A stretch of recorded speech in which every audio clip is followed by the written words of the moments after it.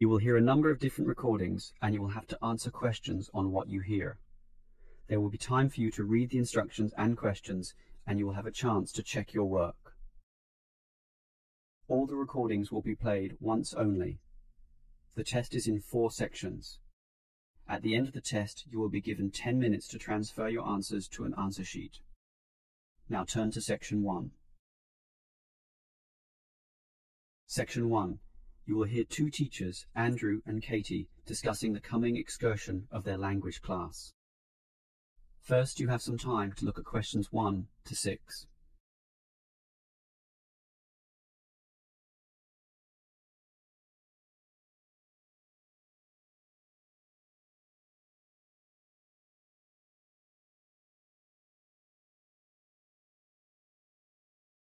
Now we shall begin.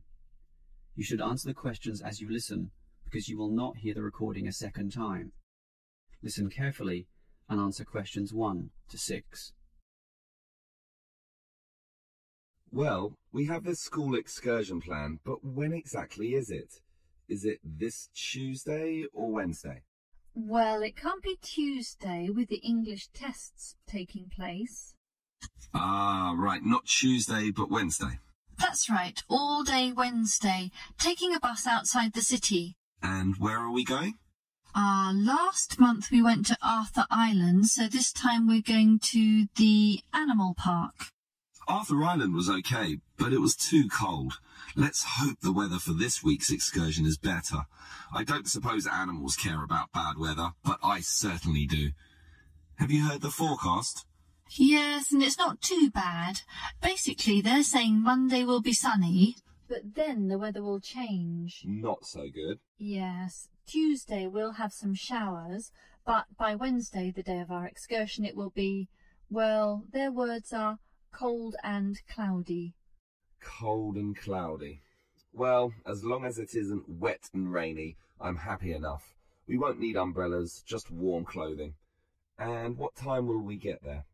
Let's see, the bus picks us up at 8:30 a.m. and then it's an hour and a half on the road, so we arrive at 10 a.m. Sorry, with the 15-minute break, that will actually be 10:15 a.m. That's early enough. Then all our students can see the animals, have their fun, and do whatever they want to do. Well, one fun event planned that day is Birds of Prey. What's that? That's when they bring out several birds of prey, eagles, falcons, kites, those sorts of birds, and throw pieces of meat into the air, and the birds swoop down and eat them. It's quite impressive. Sounds great. Birds of prey. Are there any other activities? There's a catered lunch at the park restaurant. We've already paid for that. And in the afternoon there's... Well, I had a choice between the reptile display and the koala handling. In the reptile display, the students can handle live pythons and various other snakes. Surely they'd rather hold koalas. I'm sure, but the koalas can't be handled unless the weather's sunny, and given the forecast, I thought it better to choose the reptile display. That's a shame. These Asian students would love the koala handling. Yes, I know, but we can't control the weather. And then we get back. What time will that be? We leave the park at 4:30, but then we face traffic, so we won't get back until well after 6 p.m. It will most likely be 6:30, but that's better than the last trip. We didn't get home until 8:30 that time. Yes, that was a bit too late, wasn't it? Before you hear the rest of the conversation, you have some time to look at questions 7 to 10.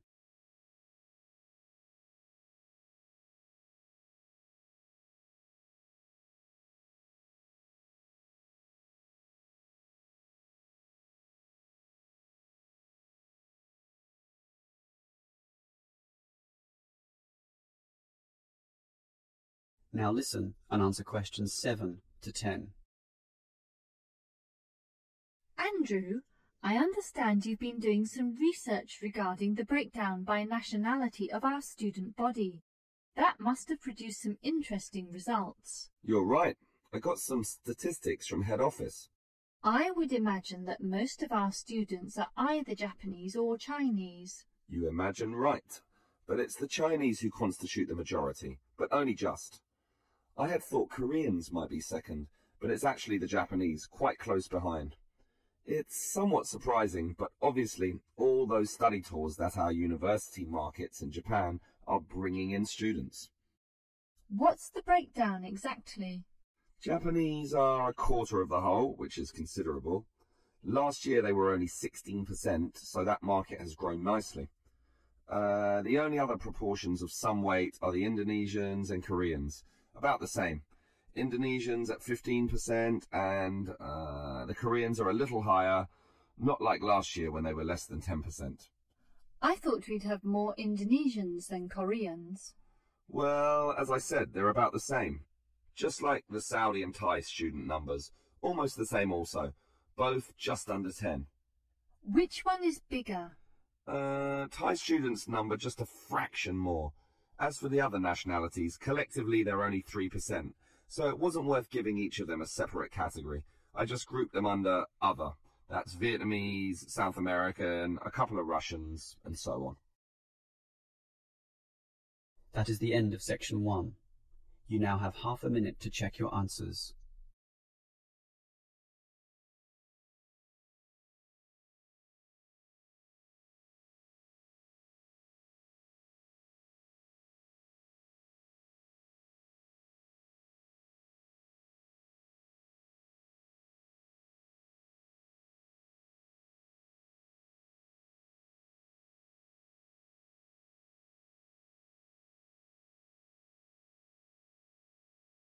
Now turn to section 2. Section 2. You will hear a representative from Easy Travel Travel Agency explaining to some customers the benefits of her company. First, you have some time to look at questions 11 to 15.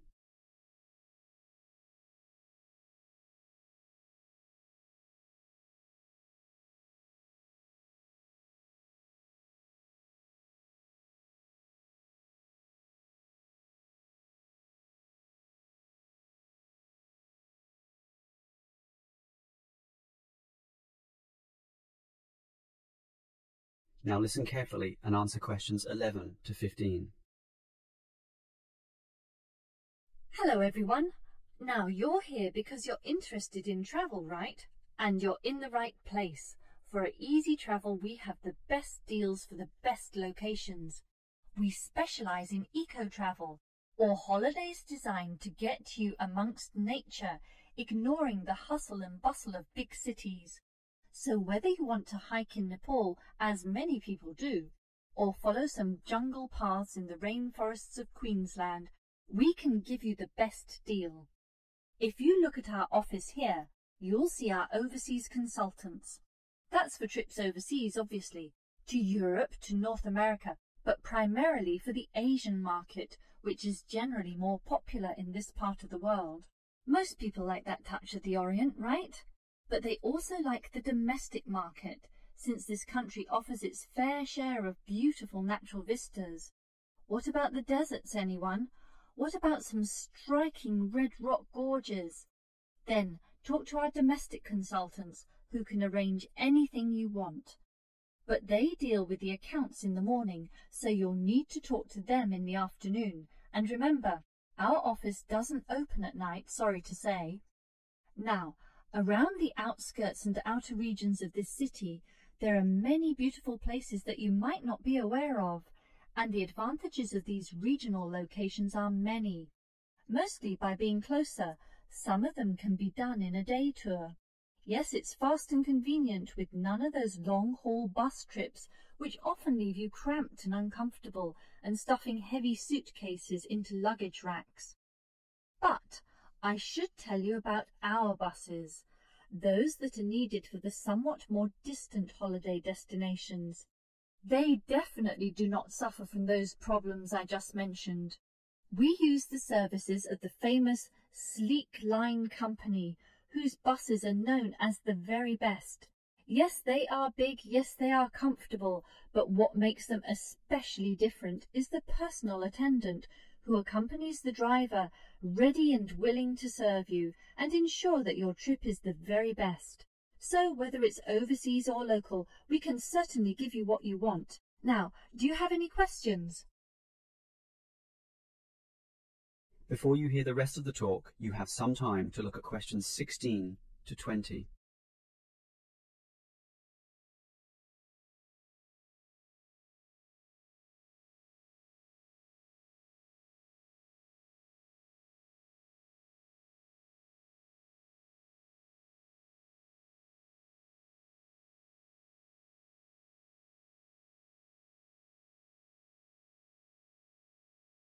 Now listen and answer questions 16 to 20. Right, let me orient you to our main Easy Travel office here. On this table right beside us are travel magazines for you to browse through, and on the wall next to that are many more for all parts of the world. Our 4 travel consultants sit over there on the other side of that long counter. That's right, 4 of them, side by side, all serving various regions. Now, let me tell you their specific functions. Firstly, the consultant on the left, next to the plant, is the local tours consultant, serving tours in the immediate vicinity of this city. Next to her is what we call regional tours, targeting the statewide options. Next to her is the interstate tours, and that can involve either buses or planes. In the former case, utilising the Sleek Line bus service, as you know. And finally, next to her in the corner is General Inquiries, which is self-explanatory. If you have questions of a general nature, rather than one relating to specific destinations, you can go there. Now, as I said, we can do international tours, and for that you need our big office, just through that door, the one between those 2 plants. However, if your international tour is in the Asian region, which is generally our most popular option, then we deal with that in a separate room, the one opposite international tours, but not the corner one. Just go through that door on the left, the one next to that cupboard. The door next to that is, in fact, our general office, so please don't go through there. That's reserved for staff members only. That is the end of section 2. You now have half a minute to check your answers.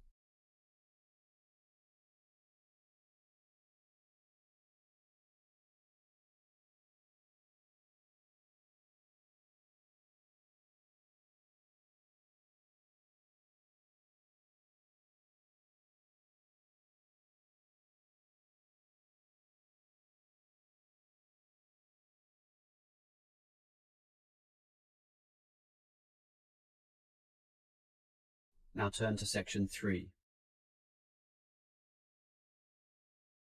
Section 3. You will hear 2 students, Sam and Liz, discussing their university orientation program. First, you have some time to look at questions 21 to 24.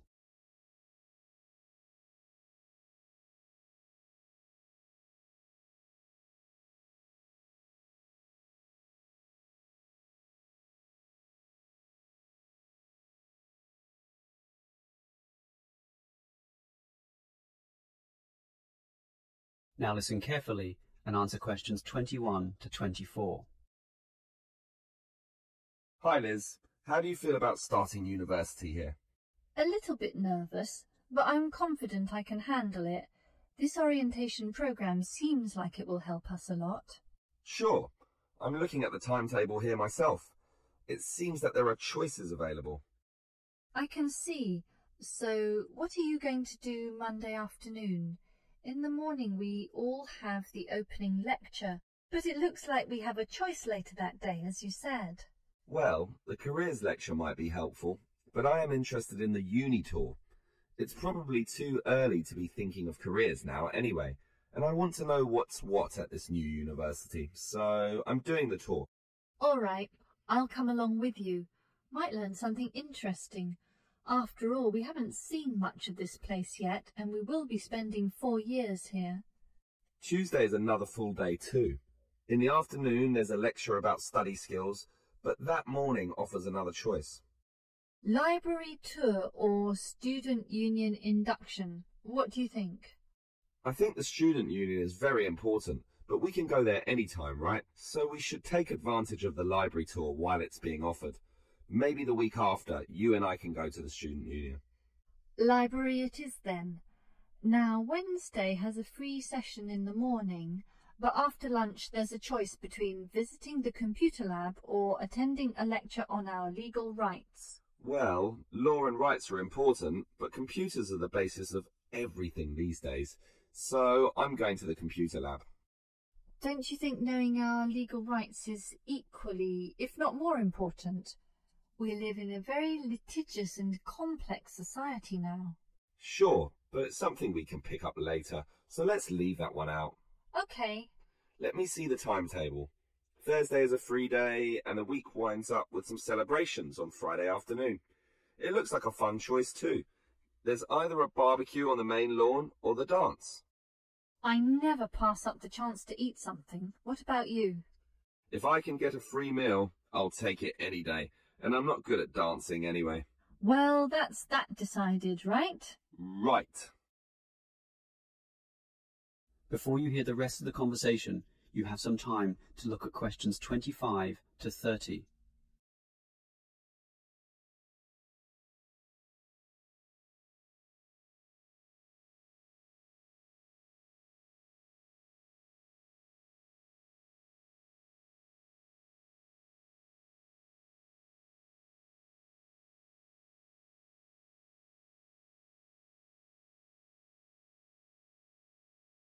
Now listen and answer questions 25 to 30. Guess what, Liz? There's another interesting thing in this orientation booklet, and it looks important, about a style guide. What's that? Take a look yourself. It seems to be a set of rules regarding how to present written work, essays and that sort of thing to the lecturers. They want a uniform style of presentation. I can see, so everything we hand in must have a header and a footer. A what? A header and a footer. The footer is at the bottom of the page and the header is at the very top. That's why they call it a header, you know, that little bit of writing giving details about the work. And they also want the word count. Why do they need that? I guess because the lecturers will specify the number of words they want for their assignment, and they want to be sure students follow this. And even the heading on the page has to be a specific dimension, 16 points and bold print and underlined. And subheadings are 14 points, and the font has to be Arial for everything. Yes, the main text is Arial too, as you said, and the size is 12 points, with the header and footer being slightly smaller at 10 points each. Well, it seems logical. The size of everything is in proportion to its importance. But why do they need the spacing of the main text to be 1.5? The header and footer are different. They're only single-spaced. Probably to allow the teacher to insert comments or corrections, or just to make it all more readable, I suppose. And we need wide margins on the left, right, top and bottom, probably for the same reason. Lots of space to allow the addition of comments. That's a bit scary, actually. It seems to assume we will be making mistakes. And look what they want in the header and footer. The header has the name of the work. Not the name of the teacher? No, the work, but surely the teacher's name must go somewhere. Ah, here it is. It goes in the footer. Okay, I'd say this is all logical. If a page is lost, say falls to the floor, then with all this information it can always be traced back to the teacher involved. Right. As you say, all very logical.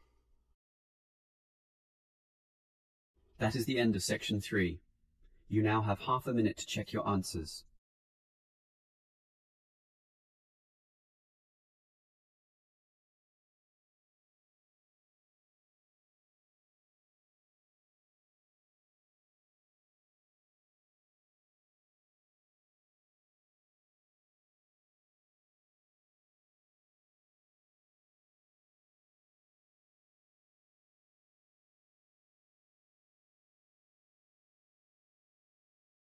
Now turn to section 4. Section 4. You will hear a lecturer discussing public parks. First, you have some time to look at questions 31 to 34.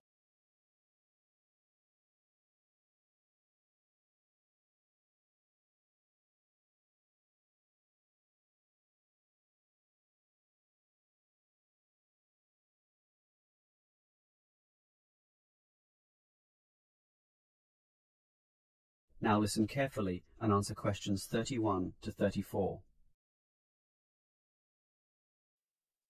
Most of us are familiar with a local park. We spend time there, play there, and have some of our best memories in these places. But what is a park? Basically, it can be defined as a natural, or at least semi-natural, piece of land, planted with a variety of trees, bushes and flowers, protected and reserved for the enjoyment of all citizens. There are usually regulations about the sorts of behaviour that can take place within, and sometimes there are facilities such as children's playgrounds or fields for ball games and other sorts of activities. For this reason, if there is grass, it is kept short, and this also discourages the breeding of insect pests. A well-maintained park actually needs a lot of people to look after it, and more so if the park showcases special plants, flowers or trees, in which case it is called a botanic garden. In complete contrast, if the park is big and remote enough, it is sometimes designated as a wilderness park, to be left completely alone and untouched, protected from all development in order to allow wild species, both plant and animal, to live undisturbed. But it is the urban park, the sort of park that most people are familiar with, that I want to talk about now. These preserve natural landscapes for the pleasure of the urban population, most commonly just for passive recreation. In other words, allowing people just to observe the trees and lie in the grass. And such passive recreation is certainly needed. Before you hear the rest of the lecture, you have some time to look at questions 35 to 40.